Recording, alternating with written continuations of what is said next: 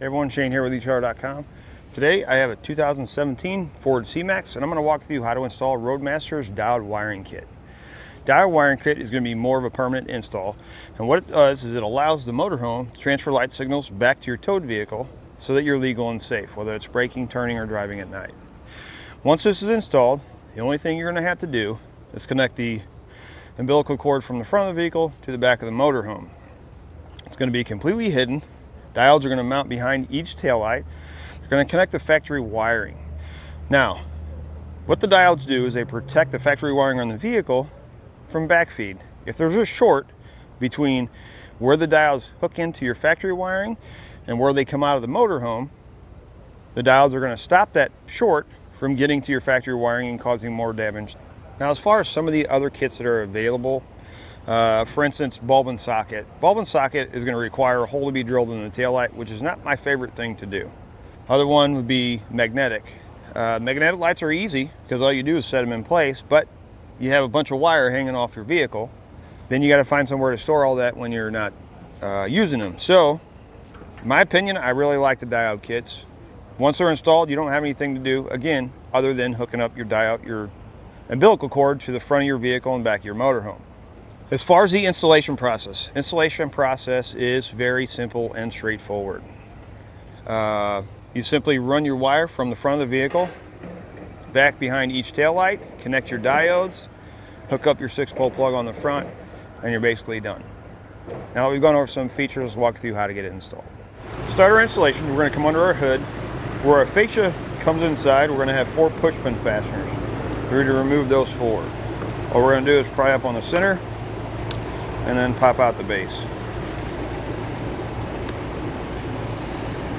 Should be a little slot that you can fit a flathead screwdriver in, trim panel tool if you have one, to get the center of it up.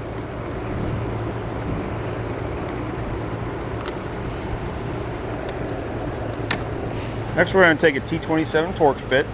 Right behind our fascia next to our headlight, there's going to be 2 bolts. We want to remove the inside one.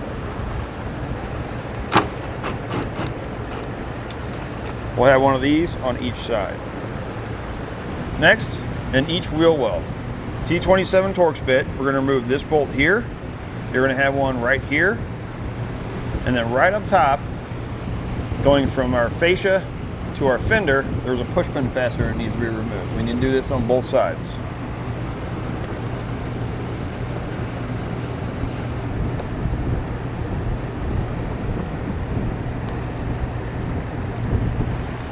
This one right up here, this push pin fastener, may be easier if you get a flathead screwdriver or you have a pick like this, that you can pull that center down a little bit.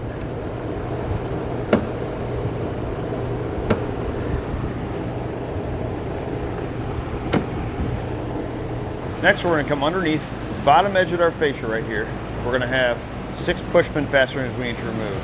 1 here in the corner, 1 here. We have 2 in the center and then 2 on the opposite side. We want to remove all 6 of them. These, you're going to remove them the same way you did on the top ones underneath the hood.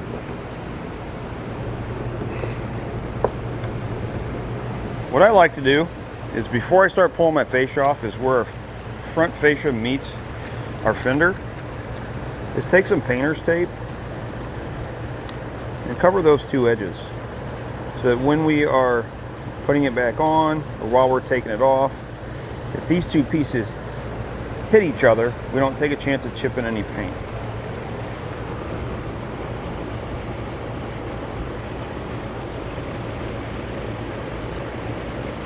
Next, we can start pulling off our fascia. It's a good idea to have an extra set of hands, but if you don't, take the box that your base plate comes in, set it underneath the bottom edge of the fascia. We're going to start on one corner and work our way to the center. Keep in mind, sensors, fog lights, anything like that are going to be plugged in, so as you're taking it off, you just don't want to pull it off. All we're going to do is you're just going to kind of pull out on it.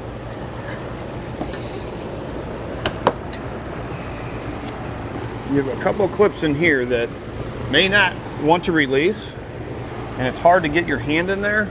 So it may be easier if you have a long screwdriver or something there. Go in and just kind of push up on it and it will release it. So if you look right here, this piece goes over the top of that. All you have to do is reach in with something long, pull it up just a little bit, and it'll release that. And we'll do the same thing on the other side.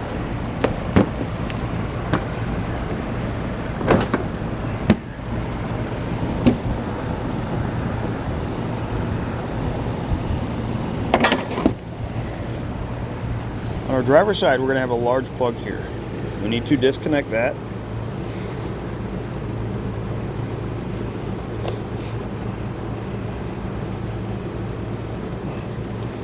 Sometimes these plugs, that one actually came off easy. Sometimes these plugs can be a little bit difficult to get apart because they're out in the weather. I'm going to push down right there and then pull the two apart, and we'll set our fascia aside somewhere safe.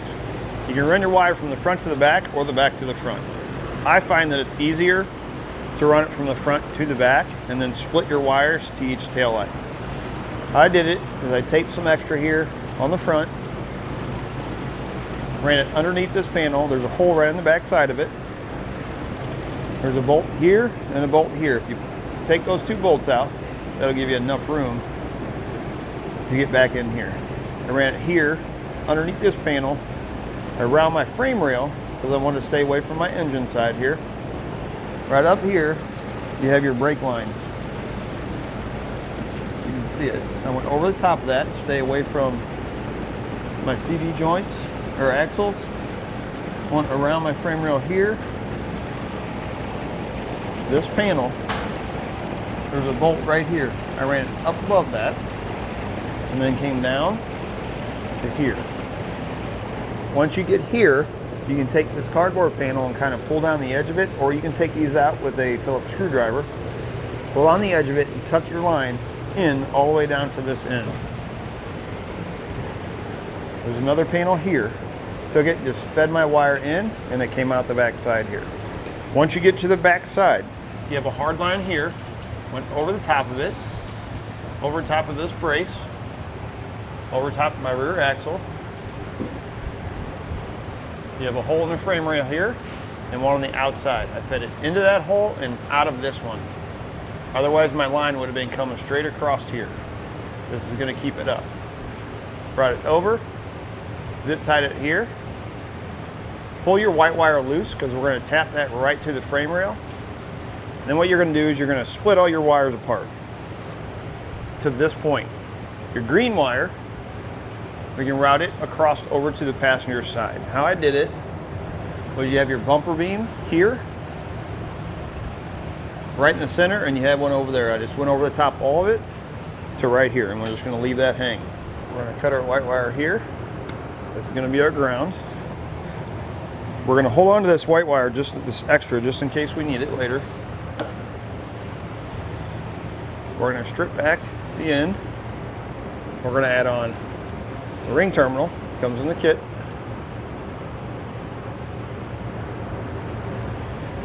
And we're going to take one of our self-tappers, go right into the frame rail right there.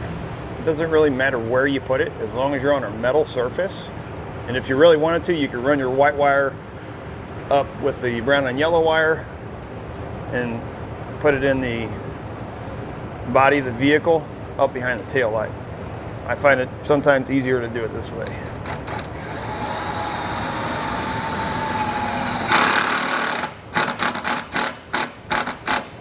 From here, we need to remove our taillights. There's a couple ways you can do it. There's a rubber plug on the very bottom, but there's a bunch of padding inside that you're going to have to try to get through.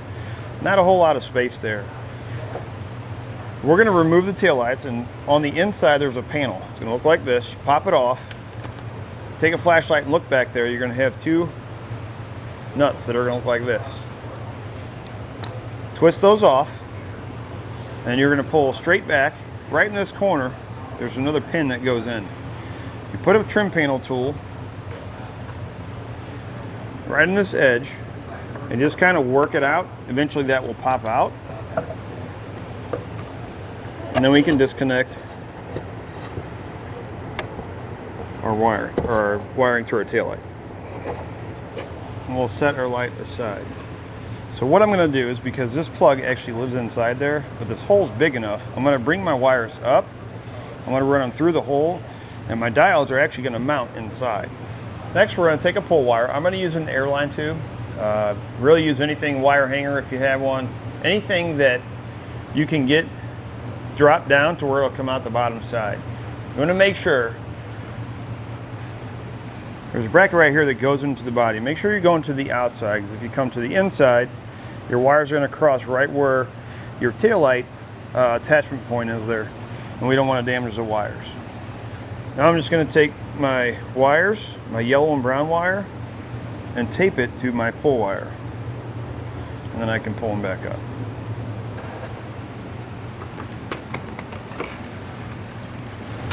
Then we can take them and we're going to feed them right through that hole to the inside.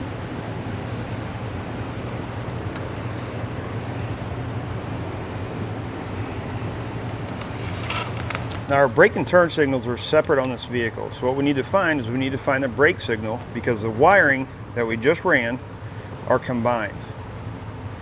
So we're going to find the brake signal, and then we're going to find the running light signal. Brakes, off, on. So we know that this brown wire is going to be our brake signal. Now we'll check for our running light signal. Off, on, off. Okay. So that means the brown wires brake, and this looks like a purple wire with a green stripe is going to be our running light signal. We're going to do that same thing on the opposite side of the vehicle. So it doesn't matter which one you start with. We're going to start with the brake wire. I'm going to cut it back close to where this quick connect is, because remember, this has got to go back outside to connect to the taillight. We want to make sure we get plenty of room there. So we'll cut that. We're going to strip back both ends.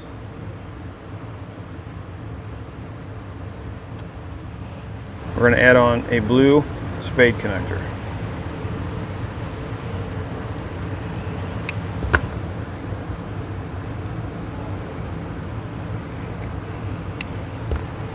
And take one of our diodes. The single side is going to go out towards the light. The double side is going to go back to the wiring. And that's going to recomplete the circuit. We'll take our yellow wire, which is our brake and turn signal. We'll cut it to size. We're going to strip it back. Add on another blue spade connector. We'll add it onto the second terminal on our diode. That's going to give us our brake and turn signal from our motorhome. Do the same thing with our running light signal.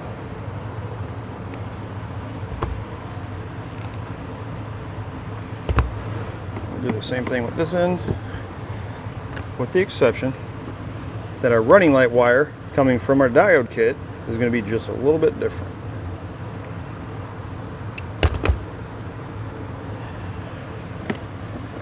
We're going to take our running light signal from our diode, or our brown wire. We're going to cut it, but we're going to strip back both ends of these. We're going to put them together. You're going to have a large yellow spade connector. Add it on.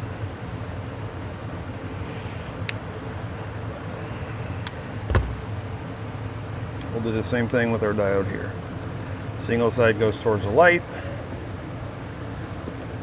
Double side goes to the factory wiring in the vehicle.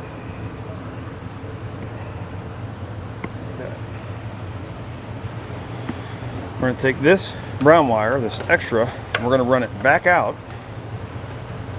through the hole.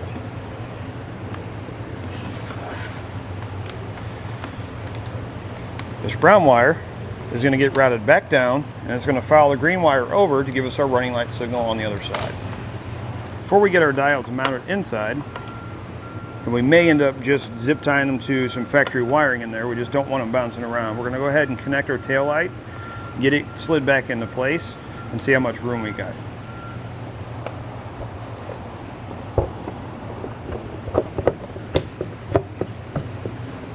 So we don't have a whole lot of room in here, so wires are not really too long. On the back side of your diode, you're gonna have two-sided sticky tape. What I'm gonna do is I'm gonna take one, I'm gonna flip it over and stick it to the top side of the other one. Then we have some factory wiring that runs right here. If I needed to, I can run a zip tie right around this factory wiring down here. That'll keep those from moving around. Now our wire colors on our passenger side are going to be the exact same color as the driver's side. The only difference between driver and passenger side is you're going to have a single brown wire going into your running light signal instead of two. Other than that, everything is exactly the same. Once you get your diodes put in on your passenger side, reinstall your tail light, then we can go up front. We can temporarily install our 6-pole plug, but test everything out and make sure it's working correctly. At the front of the vehicle, we'll strip back each one of our wires. We'll take our plug. On the back side of it, it's going to be marked. RT for right turn, LT for left turn, DD for ground, TM for running lights. Then you had 2 extra pins, which in another video we're going to be installing a battery charge line, which will go right to that center pin. These screws on here are very small. You don't want to take them out all the way. You can use a flathead or a Phillips. I recommend using a flathead because it seems that the small Phillips will tend to strip the heads out a little bit. We'll start with our right turn, which is our green wire.